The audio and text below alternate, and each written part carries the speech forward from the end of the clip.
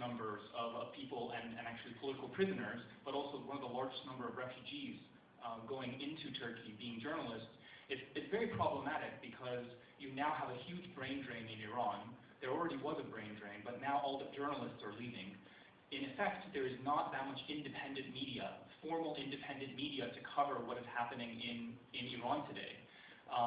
Luckily, Iran does have a very vibrant civil society, and many people, ordinary people, are coming and kind of taking the place of journalists with websites and Twitter and YouTube and all these other media outlets.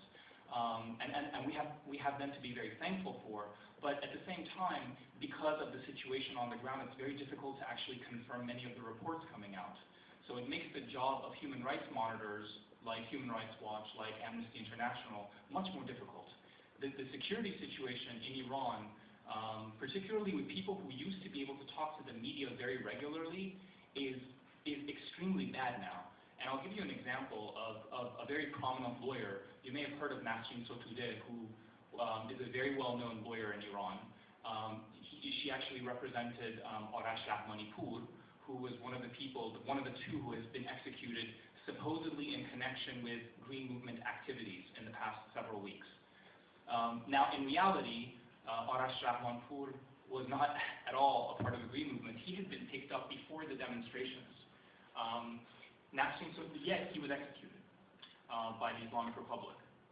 And Nasrin Sotoudeh was giving an interview with a foreign media outlet. I don't know if it was Voice of America or if it was some other news agency, with all of them. And as she was giving the interview, this is the account I read, and maybe some of you can confirm this, she got a text message, an SMS text message on her phone, basically saying, you have been warned several times not to give interviews to foreign media. You're basically going against this. Your self-service is going to be interrupted. If you want to continue it, you have to come to whatever office in order to resume your service. And several hours after that, she was actually summoned into a police station and basically told to explain what she was doing. She's a very prominent lawyer. These are people who had no fear.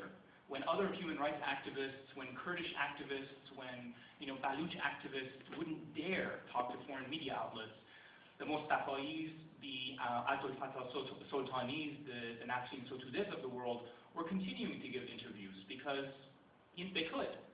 That's changed now in Iran. I mean, that's kind of the dire situation that we face in terms of being able to get information coming out of Iran.